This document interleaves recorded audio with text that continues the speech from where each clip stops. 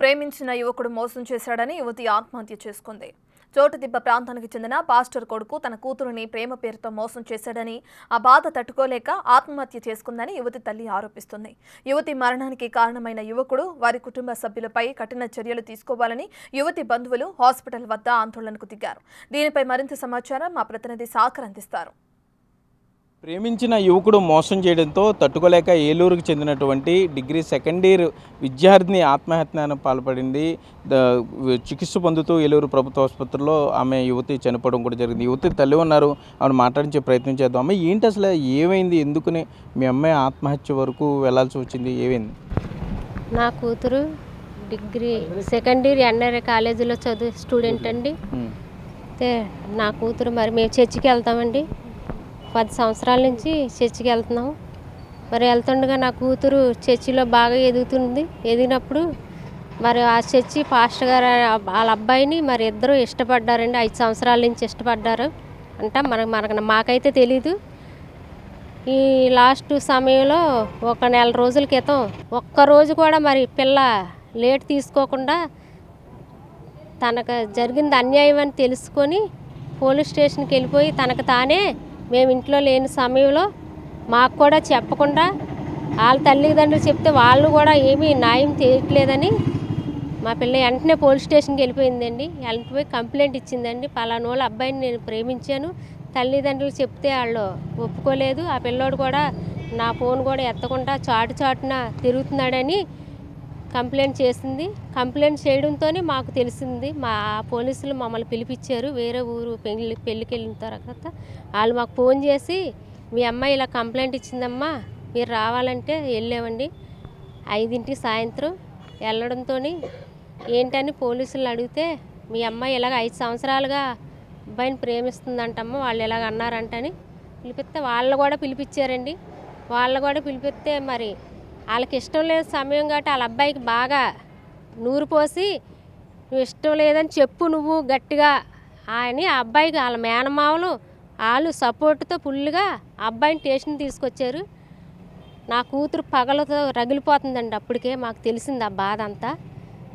అప్పుడు ఎదురు బట్టి పెట్టి అడిగితే నాకు ఇష్టం లేదన్నట్టుగా పిల్లోడు చెప్పలేనట్టు చెప్పి వాళ్ళు 4 రోజులు టైం తీసుకొని మరి వెళ్ళిపోయాడు. అప్పటి నుంచి ఆ పిల్ల మరి వాళ్ళు వచ్చి కూడా మా ఇంటికాడ అడగడం జరిగింది. ఆడికి ఇష్టం లేదంటమ్మని తల్లిదండ్రులు కూడా మా ఇంటికి వచ్చి అడిగారు. మేము ఏమాత్రం ఒప్పుకోలేదండి. మా పిల్ల ఇష్టపడ్డది, పిల్లోడు ఇష్టపడ్డాడు, ఇప్పుడెందుకు ఇష్టం లేదని చెప్తున్నాడు, 5 సంవత్సరాలుగా ఇష్టపడ్డవాడు ఇప్పుడెందుకు ఇష్టం లేదని చెప్తున్నాడు అనేసి గట్టిగా అడగడంతో వాళ్ళు వెళ్ళిపోయారు. మరి పిల్ల ఇంకా ఏమనుకుందో మరి చేసుకుంటాడు, నన్ను చేసుకోడు, నేను మోసపోయాను ఒక మోసగాడి చేతిలోనని నా పిల్ల ఈ ప్రమాదానికి గురయ్యి 5 రోజులు బట్టి హాస్పిటల్లో ఉందండి.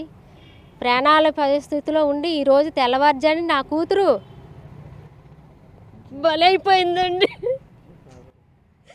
బలైపోయింది. అలాంటి వాడిని వదలకుండా గట్టిగా శిక్ష వేయాలని, ఇంకా గట్టిగా వేయాలని అందరినీ కోరుకుంటున్నాను. అదే ఫలంగా వాళ్ళ ఇంట్లో తల్లిదండ్రులకి ఇంకా ఎవరైతే అన్ని ప్రోక్షించారో వద్దని చెప్పారో వాళ్ళని కూడా మంచి విడిచిపెట్టకూడదండి. వాళ్ళని ఎట్టి పరిస్థితులను విడిచిపెడితే నా కూతురికి ఆత్మశాంతి కలగదండి. గట్టిగా వాళ్ళని చర్యలు తీసుకోవాలి, శిక్షించాలని, నా కూతురు ఆత్మశాంతి కలగాలని నేను ఇలాంటి ఏ జీవితం ఏ అమ్మాయికి రాకూడదు, ఏ తల్లిదండ్రులు ఇలాంటి బాధలు పడకూడదు.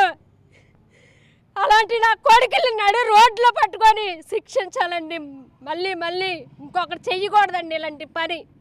ఆడపిల్లని చూసి మగవాళ్ళు భయపడాలండి. నా కొడుకులు ఎవడైనా సరే ఆడపిల్లని వస్తుందన్నట్టు భయపడేలా ఈ సమాజం ఆడికి శిక్ష వేయాలని నేను కోరుకుంటున్నానండి. మిమ్మల్ని మీరు కూడా అదే చర్చికి వెళ్తారమ్మా? ఎన్నాళ్ళ నుండి వెళ్తున్నారు అదే చర్చికి? 10 సంవత్సరాల నుంచి వెళ్తున్నాను. మరి మీరు అడిగినా వాళ్ళు ఏం ఒప్పుకోలేదా? తల్లిదండ్రులు పాస్టర్ అమ్మ గారు ఏం ఒప్పుకోలేదండి. ఆమెను చేసుకుంటే మేము ఊరేసుకొని చచ్చిపోతాము అన్నదంట ఆవిడ. ఆమెను చేసుకుంటే మేము ఊరేసుకొని చచ్చిపోతాము అన్నదంట పాస్టర్ అమ్మ గారు. మీ రేంజ్కి మా రేంజ్ సరిపోదు అందంట. కుక్కలా పడంతాను మీ గుమ్మం ఊడ్చుకొని ఉంటానన్నా కూడా ఆవిడ కనికరం లేదు. ఇంట్లో అంట్లు తోముకొని బతుకుతానండి నేను. ఒక పని మనిషికి ఒక పని మనిషి ఒక తాళ్ళు పట్టి నా మెడలో అని అడిగిందండి. దానికి కూడా తల్లిదండ్రులు నిరాకరించారు. అసలు కనీసం మీరు ఏమంటారు? ఇప్పుడు అబ్బాయిని ఆల్రెడీ అరెస్ట్ చేశారంట. చేశారండి. మీ డిమాండ్ ఏంటి ఇప్పుడు? ఆ తల్లిదండ్రులు కూడా అరెస్ట్ చేయాలని.